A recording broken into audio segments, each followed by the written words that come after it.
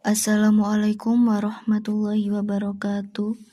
Selamat datang kembali di Berhasil Channel. Jangan lupa dukung terus channel ini dengan like, komen, dan subscribe ya. Kali ini saya akan menceritakan sebuah kisah. Kafir bersekutu dengan setan.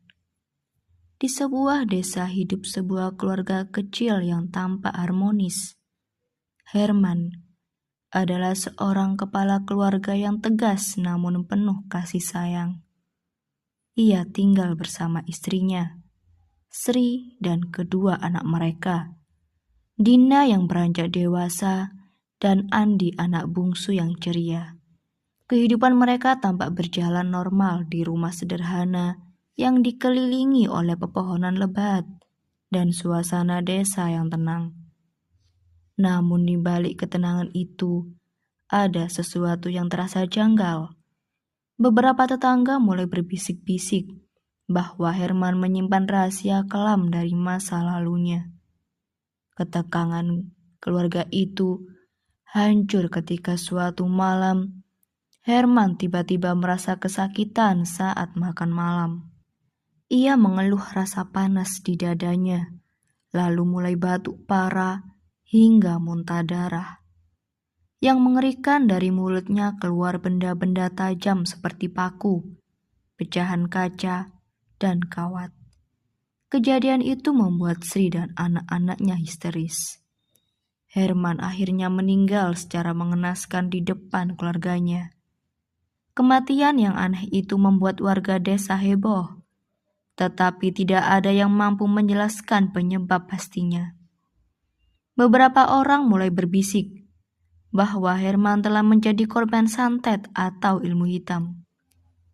Setelah pemakaman Herman, Sri berusaha untuk kembali menjalani hidupnya sebagai seorang janda sambil merawat kedua anaknya. Namun sejak kematian Herman, rumah mereka mulai berasa tidak biasa. Sri sering mendengar suara-suara aneh di malam hari, seperti suara langkah kaki, pintu yang berderit, dan bisikan yang seolah memanggil namanya.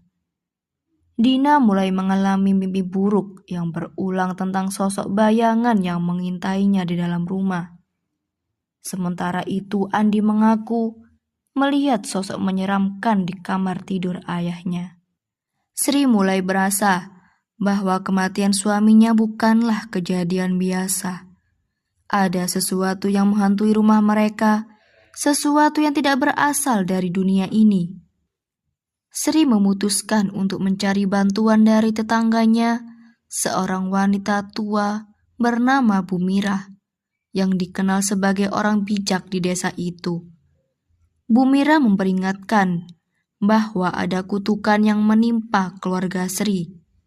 Ia mengatakan bahwa kematian Herman adalah hasil dari santet yang dikirim oleh seseorang yang memiliki dendam besar terhadapnya. Sri semakin curiga bahwa kematian Herman berhubungan dengan masa lalunya. Dalam penyelidikannya, Sri menemukan beberapa petunjuk yang mengejutkan, termasuk surat-surat lama yang mengungkap hubungan gelap Herman dengan seorang wanita bernama Sumi. Sumi adalah seorang wanita desa yang dulu memiliki hubungan terlarang dengan Herman. Namun hubungan itu berakhir tragis ketika Sumi meninggal dunia dalam keadaan misterius. Sri juga menemukan benda-benda aneh di sekitar rumahnya, seperti boneka jerami dengan paku tertancap di tubuhnya, dan botol berisi cairan hitam pekat. Semua itu adalah tanda-tanda bahwa keluarganya telah menjadi sasaran ilmu hitam. Teror yang menghantui keluarga ini semakin menjadi-jadi. Dina mulai sering kerasukan dan bertingkah seperti bukan dirinya. Suaranya berubah menjadi berat dan serak, dan ia sering berbicara dalam bahasa yang tidak dimengerti. Andi juga mengalami kejadian mengerikan. Suatu malam, ia melihat sosok bayangan hitam yang berdiri di ujung tempat tidurnya. Ketika ia mencoba memanggil ibunya, Bayangan itu mendekat dan mencekiknya. Sri pun tidak luput dari teror. Ia sering terbangun dengan tubuh penuh lebam dan merasakan sakit yang tidak biasa. Ia juga melihat penampakan sosok wanita menyeramkan yang diyakini sebagai arwah Sumi. Sri yang tidak tahan lagi dengan teror ini memutuskan untuk meminta bantuan seorang dukun sakti bernama Pak Surya.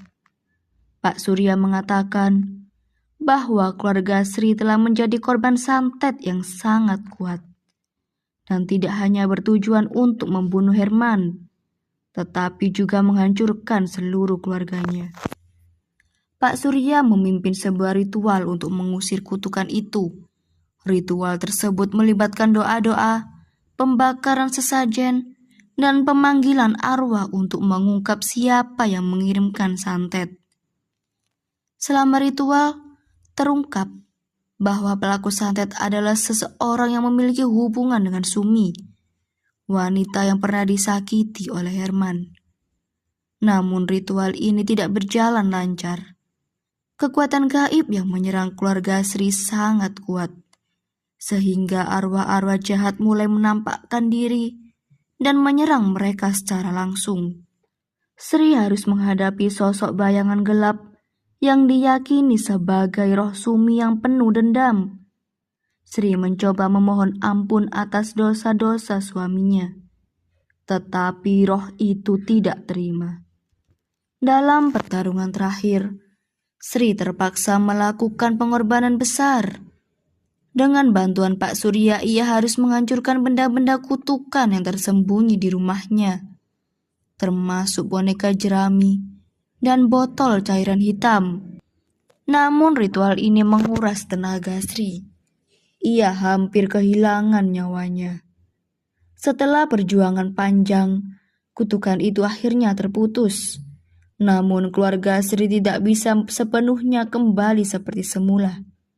Dina dan Andi mengalami trauma mendalam, sementara Sri harus hidup dengan penyesalan atas masa lalu suaminya. Terima kasih sudah menonton.